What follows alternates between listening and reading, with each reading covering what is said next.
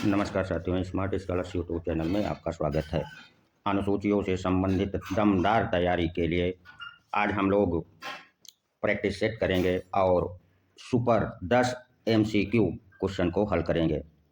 और ईमानदारी से यदि हम कहें तो आपको इस सीरीज से ये पता चल पाएगा कि आपकी कितनी तैयारी है और आपने अब तक अनुसूचियों पर कितनी मेहनत की है, जान पाएंगे। तो चलिए एक एक करके हम लोग अब प्रश्नों को हल करेंगे और वो भी व्याख्या सहित। और आप लोग कमेंट्स में हमें अवश्य बताइएगा कि आपकी कितनी तैयारी थी, क्या आप लोगों ने सभी प्रश्नों को आसानी से हल कर लिया था। तो चलिए पहले प्रश्न को हम लोग हल करने का प्रयास करते हैं। अनुसूचियों से संबंधित असत्य कथन क्या है, ये आपको बतलाना है। विकल्प ए में लिखा है कि मूल संविधान में 8 अनुसूचियां थी तथा वर्तमान में 12 अनुसूचियां हैं। विकल्प बी, 9वीं अनुसूची भूमि सुधार से संबंधित है तथा इसे प्रथम संविधान संशोधन 1951 द्वारा जोड़ा गया। 10वीं अनुसूची दल बदल से संबंधित है और इसे 52वें संविधान संशोधन 1950 द्वारा जोड़ी गई। और 11वीं अनुसूची नगरीय प्रशासन से संबंधित है और इसे 73वें संविधान संशोधन 1992 द्वारा जोड़ी गई। ध्यानपूर्वक आप लोग पढ़ लीजिए और बताइए कि कौन सा विकल्प असत्य है। तो विकल्प डी को छोड़कर बाकी सभी विकल्प सत्य हैं, क्योंकि 11वीं अनुसूची नगरीय प्रशासन से संबंधित नहीं है बल्कि पंचायती राज व्यवस्था का इसमें उल्लेख है और इसे 73वें संविधान संशोधन 1992 द्वारा जोड़ा गया।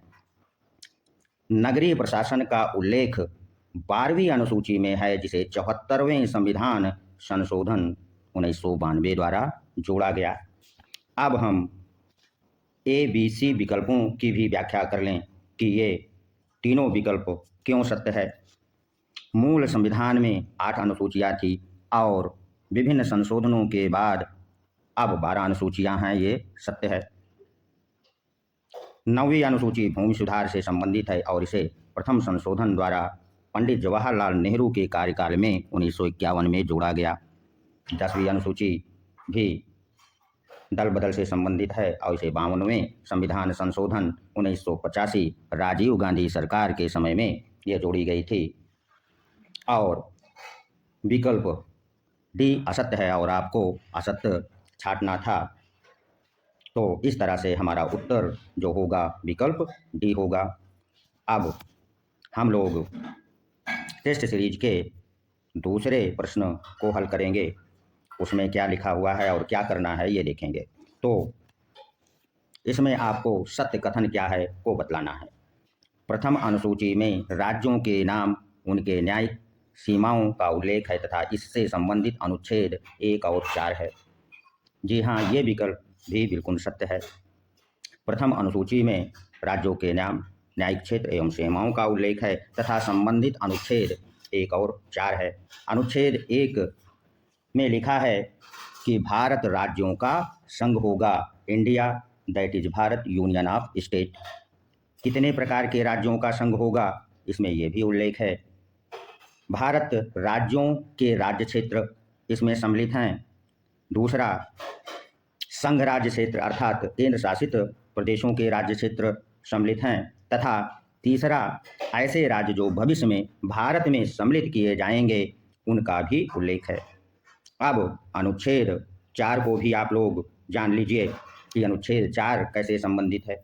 अनुच्छेद 4 में इस बात का उल्लेख है कि अनुच्छेद 2 और 3 के तहत में जो भी संशोधन किया जाएगा वो अनुच्छेद 368 के तहत नहीं माना जाएगा। 368 अर्थात विशेष बहुमत द्वारा संशोधन अनुच्छेद 2 और अनुच्छेद 3 में नहीं बल्कि साधारण बहुमत से संसद 2 और 3 में संशोधन कर सकती है। अब द्वितीय विकल्प में पदाधिकारियों के वेतन भत्ते और विशेषाधिकारों दिए गए हैं, यह भी सत्य है। पदाधिकारियों से तात्पर्य क्या होता है ये आपको समझना होगा। तो संघ या केंद्र के पदाधिकारियों में राष्ट्रपति, लोकसभा का अध्यक्ष, उपाध्यक्ष, राज्यसभा के सभापति और उपसभापति ही आते हैं। अन्य प्रधानमंत्री या मंत्रिमंडल का कोई सदस्य नहीं आता है। तथा राज्यों के पदाधिकारी जो कि द्वितीय अनुसूची में उल्लिखित है, उसमें राज्यपाल, विधानसभाओं के अध्यक्ष, उपाध्यक्ष और विधान परिषदों के सभापति एवं उपसभापति आते हैं। तथा अन्य पदाधिकारियों में सर्वोच्च न्यायालय और उच्च न्यायालय के न्यायाधीश तथा महालेखा परीक्षक कहे जाते हैं। यहाँ आपको एक बात ध्यान देना है, वो कि जो दूसरी अनुसूची है, कौन सी अनुसूची? दूसरी अनुसूची जो है, इसमें जो वेतन भत्ते और विशेषाधिकार से संबंधित है, इनके अलावा अन्य कोई भी पदाधिकारी नहीं आते हैं। अब तृतीय अनुसूची की व्याख्या कर लें कि इसमें ये क्यों सही है। तो तृतीय अनुसूची में शपथ या प्रतिज्ञा के प्रारूप का उल्लेख है, ये भी बात सही है। और इसमें जो शपथ का उल्लेख है वह केंद्र अर्थात संघ के मंत्री और संसद के शपथ और प्रतिज्ञा का उल्लेख है। जो मंत्री होते हैं उन्हें 2 प्रकार के शपथ लेनी पड़ती है। दूसरा, इसमें राज्यों के मंत्री और विधान मंडल के सदस्यों के शपथ या प्रतिज्ञा का प्रारूप है। और तीसरा, इसमें सर्वोच्च न्यायालय एवं उच्च न्यायालय के न्यायाधीश तथा भारत के नियंत्रक महालेखा परीक्षक कैग के शपथ एवं प्रतिज्ञा का प्रारूप दिया गया है। यहाँ पर आपको विशेष तौर पर ध्यान देना पड़ेगा कि तृतीय अनुसूची में मुख्य रूप से राष्ट्रपति, उपराष्ट्रपति और राज्यपालों के शपथ का उल्लेख नहीं है। यहाँ इसको आप नोट कर लीजिए कि राष्ट्रपति, उपराष्ट्रपति एवं राज्यपालों का जो शपथ का उल्लेख तृतीय अनुसूची में नहीं दिया गया है। यहाँ से अगर कोई अगला प्रश्न बनता है तो कि तृतीय अनुसूची में राष्ट्रपति, उपराष्ट्रपति और राज्यपाल का उल्लेख है, तो आपका उत्तर गलत होगा। इस आधार पर हमारे उपरोक्त सभी विकल्प सही हो जाते हैं। चलिए अब हम लोग प्रश्न संख्या 3 पर विचार करेंगे कि प्रश्न संख्या 3 क्या कहता है। प्रश्न संख्या 3 में आपको असत्य कथन बताना है। चौथी अनुसूची में चौथी अनुसूची में राज्यसभा राज्यों एवं केंद्र शासित प्रदेशों से सीटों का आवंटन दिया गया है। चौथी अनुसूची यदि आप पढ़े हैं तभी आप इसका उत्तर दे पाएंगे। तो ये विकल्प भी सत्य है, यानी सही है कि चौथी अनुसूची में राज्यसभा में राज्यों एवं केंद्र शासित प्रदेशों से सीटों का आवंटन दिया गया है। बी विकल्प पर भी विचार कर लीजिए। छठी अनुसूची में 4 राज्यों असम, त्रिपुरा, मेघालय एवं मिजोरम के अनुसूचित क्षेत्रों के प्रशासन का उपबंध है, यह भी सत्य है। 5वीं अनुसूची में अनुसूचित क्षेत्र और जनजातीय क्षेत्रों में प्रशासन एवं नियंत्रण का उल्लेख है। अब आपको 5वीं अनुसूची जाकर पढ़ना पड़ेगा। यदि पढ़े हैं तो आप बताइए कि यह कथन सत्य है या असत्य। तो जी हाँ, ये भी कथन सत्य है। अब डी विकल्प पर भी विचार कर लीजिए और ध्यान से पढ़ के बताइए। अब तक ए, बी और सी विकल्प सत्य है और प्रश्न में आपको असत्य छांटना था, तो अनुमान के आधार पर तो आप कह देंगे कि डी विकल्प असत्य है, लेकिन क्यों है ये भी आपको जानना पड़ेगा। 5वीं तथा 6ठी अनुसूची से संबंधित प्रावधान लागू करने के लिए संसद को संविधान में विशेष संशोधन करना आवश्यक है। क्या यह कथन सही है? जी नहीं। संसद को 5वीं और 6ठी अनुसूची से संबंधित यदि कोई प्रावधान बनाना हो या लागू करना हो तो उसे संविधान में संशोधन करना आवश्यक नहीं है।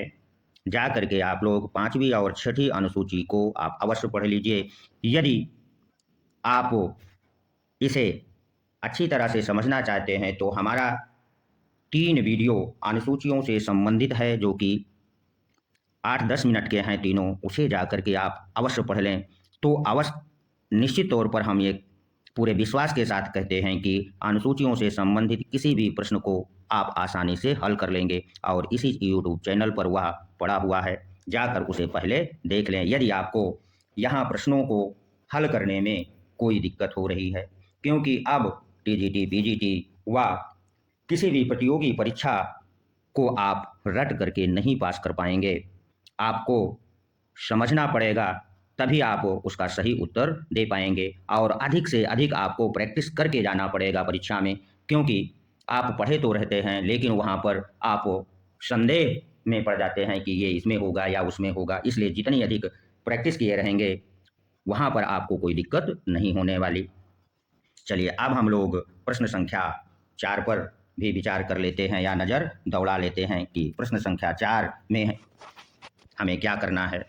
तो 7वीं अनुसूची, जो कि बहुत महत्वपूर्ण है और यहाँ से प्रश्न अक्सर पूछा जाता है, में उल्लिखित असत्य कथन को आपको बताना है।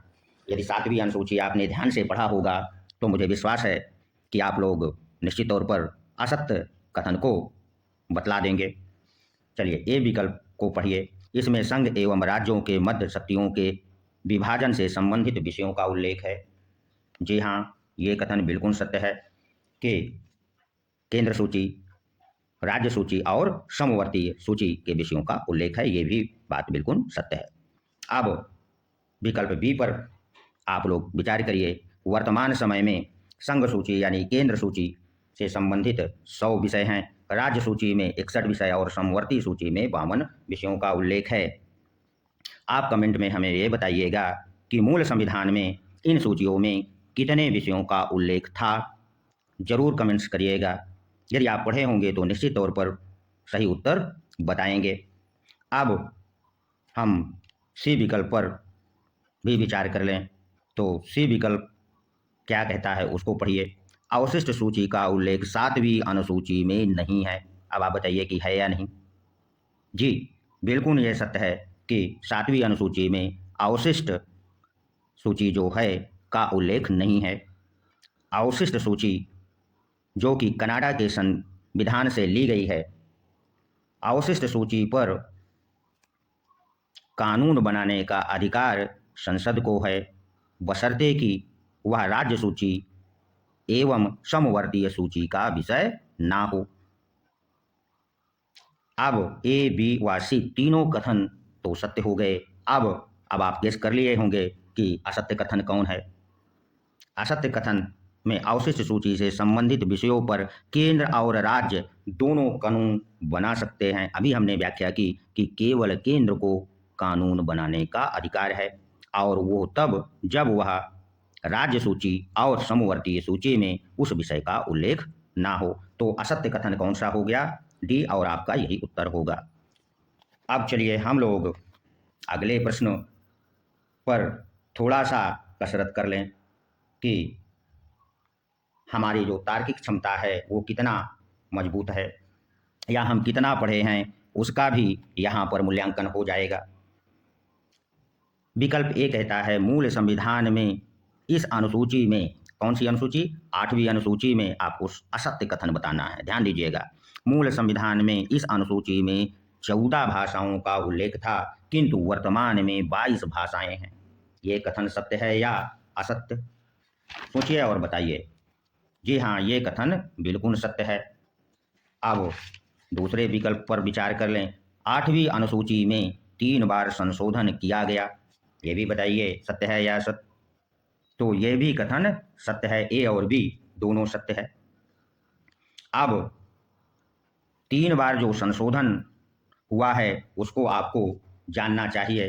पहली बार जो इसमें संशोधन किया गया अर्थात 8वीं अनुसूची में, वह 21वां संविधान संशोधन 1967 में किया गया, और 15वीं भाषा अर्थात एक ही भाषा सिंधी भाषा को जोड़ा गया। कौन सी भाषा? सिंधी भाषा को जोड़ा गया। यहाँ से भी आगे प्रश्न बन सकता है कि 15वीं भाषा कौन सी है, तो आपकी सिंधी भाषा होगी। अब दूसरी बार इसमें संशोधन कब हुआ उसको भी हम यहाँ आपको बता देते हैं कि दूसरी बार जो 8वीं अनुसूची में संशोधन किया गया वह 71वें संविधान संशोधन, कौन से संविधान संशोधन? 71वें संविधान संशोधन 1972 में किया गया और इस संशोधन के द्वारा 3 भाषाओं को जोड़ा गया। वो कौन कौन सी? कोंकण, मणिपुरी और नेपाली। ये द्वितीय बार जो संशोधन 8वीं अनुसूची में हुआ वो 3 भाषाएं जोड़ी गईं, कोंकण, मणिपुरी और नेपाली। इस तरह से अब 2 बार के संशोधनों में कुल 18 भाषाएं हो गईं। अब आप समझ गए होंगे कि तीसरी बार जो संशोधन हुआ वो 4 भाषाएं जोड़ी गईं और वो तीसरा संशोधन कब हुआ इसको भी हम स्पष्ट कर दे रहे हैं, क्योंकि हमारे पढ़ाने का यही तरीका है। अगर आप थोड़ा सा सब्र रखेंगे तो हम निश्चित तौर पर आपको विश्वास दिलाते हैं कि कोई भी पॉइंट हम छोड़ेंगे नहीं जो आपकी परीक्षा की दृष्टि से महत्वपूर्ण हो। तो तीसरी बार जो संशोधन हुआ वह 92वां संविधान संशोधन 2003 में किया गया और इस 92वें संविधान संशोधन के द्वारा 4 भाषाएं जोड़ी गईं। वो कौन कौन सी? बोडो, डोगरी, मैथिली तथा संथाली। ये तीसरी बार। आपसे अलग से प्रश्न पूछ सकता है कि 8वीं अनुसूची में अब तक कितनी बार संशोधन किया गया? तो कितनी बार किया गया? 3 बार। वो कौन कौन सा ये हम बता चुके हैं। और सी विकल्प अभी हमने बताया कि प्रथम बार संशोधन किया गया और सिंधी भाषा को जोड़ा गया। अब चौथे विकल्प को आपको उत्तर होगा और चूंकि आपको असत्य कथन बताना था इसलिए जो अंग्रेजी भाषा है 8वीं अनुसूची में शामिल नहीं है, इसको नोट कर लीजिए। अगर कभी ये आता है कि अंग्रेजी भाषा 8वीं अनुसूची में है या नहीं तो आप उत्तर लगाइएगा कि अंग्रेजी भाषा 8वीं अनुसूची में नहीं है। चलिए अब हम लोग छठे प्रश्न को हल करेंगे। इसमें क्या उल्लेख है उसको पहले पढ़ लेते हैं। 9वीं अनुसूची, यहाँ पर हमको 9वीं अनुसूची से संबंधित सत्य कथन पर विचार करना। यहाँ भी हमको सत्य, जबकि 8वीं अनुसूची में हमें असत्य कथन बताना था। तो 9वीं अनुसूची प्रथम संशोधन 1951 द्वारा जोड़ा गया। क्या ये सत्य है या असत्य? बिल्कुल सत्य है। 9वीं अनुसूची प्रथम संविधान संशोधन 1951 द्वारा जोड़ी गई और यह अनुसूची भूमि सुधार से संबंधित है। अब 9वीं अनुसूची अर्थात इस अनुसूची में शामिल किसी विषय की न्यायिक समीक्षा की जा सकती है। बिल्कुल सही है। और सी ऑप्शन 9वीं अनुसूची भूमि सुधार से संबंधित है। ए, बी, सी तीनों ऑप्शन सही है, अर्थात हमारा उत्तर होगा उपरोक्त सभी कथन सत्य हैं। चलिए अब हम लोग छठे प्रश्न को भी हल कर लेते हैं। उसमें क्या है? छठा प्रश्न जो कि 10वीं अनुसूची से संबंधित है और आपको असत्य कथन बताना है। यदि आपने 10वीं अनुसूची को पढ़ा होगा तो निश्चित तौर पर आप इस प्रश्न का उत्तर दे पाएंगे। 10वीं अनुसूची में दल बदल से संबंधित प्रावधानों का उल्लेख है। सत्य है या असत्य? बिल्कुल सत्य है। यदि 2/3 सदस्य दल बदल करते हैं तो उन्हें अयोग्य घोषित नहीं किया जा सकता। ये भी कथन सत्य है। संसद सदस्यों एवं राज्यों की विधानमंडल सदस्यों को अयोग्य घोषित करने का अधिकार निर्वाचन आयोग को है। अब इस पर आप लोग विचार कर लीजिए, क्या ये कथन सत्य है या असत्य? यह कथन असत्य है, क्योंकि संसद के सदस्यों को दल बदल कानून के आधार पर अयोग्य घोषित करने का अधिकार लोकसभा में लोकसभा अध्यक्ष को और राज्यसभा में सभापति को है तथा राज्यों की विधानमंडल में विधानसभा में विधानसभा अध्यक्ष को और विधान परिषद में विधान परिषद के सभापति को है, अर्थात राज्यपाल को है। तो असत्य कथन आपको बताना था।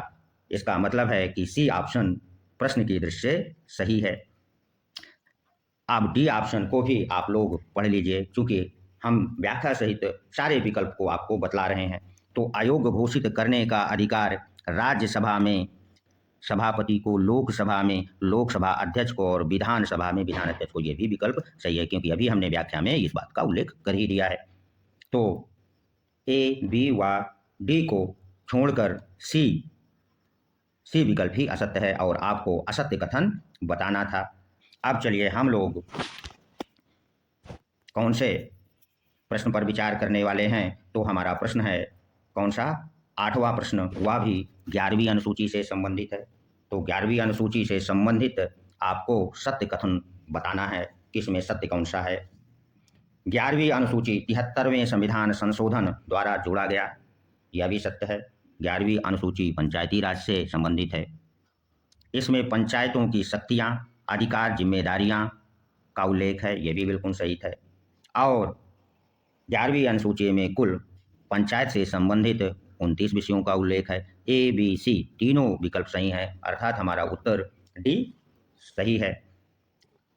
अब हम प्रश्न संख्या किस पर विचार करेंगे, 9 को देखेंगे कि 9 में क्या पूछा गया है। अनुसूची 12 में सत्य कथन बताना है। यह अनुसूची नगरीय प्रशासन से संबंधित है। बताइए यह सत्य है या असत्य। जी हाँ, बिल्कुल सत्य है। इसे 14वें संविधान संशोधन 1992 द्वारा जोड़ा गया। यहाँ पर मिसप्रिंट हुआ है, 74वें संविधान संशोधन होना चाहिए। इसे आप लोग सही कर लीजिए, अर्थात बी विकल्प सही है। टाइपिंग मिस्टेक की वजह से ऐसा हुआ है। और सी विकल्प नगरीय प्रशासन, जो कि अनुसूची 12 में है, संबंधित अनुच्छेद 243W है से संबंधित है, जिसमें नगरीय प्रशासन की परिभाषा दी गई है। अर्थात तीनों विकल्प सही हैं। हमारा उत्तर सत्य कथन को छांटना था, इसलिए उपरोक्त सभी कथन सही हैं। अब हम लोग प्रश्न संख्या 10 और आखिरी प्रश्न पर विचार कर लेते हैं। वो क्या है कि दल बदल के आधार पर अयोग्य घोषित किया जा सकता है। यानी दल बदल के आधार पर कैसे किसी सदस्य को, चाहे वो लोकसभा का हो, राज्यसभा का हो या राज्यों की विधानमंडल का हो, अयोग्य कैसे घोषित किया जा सकता है। कौन कर सकता है, इसको हमने व्याख्या में पहले बता दिया है।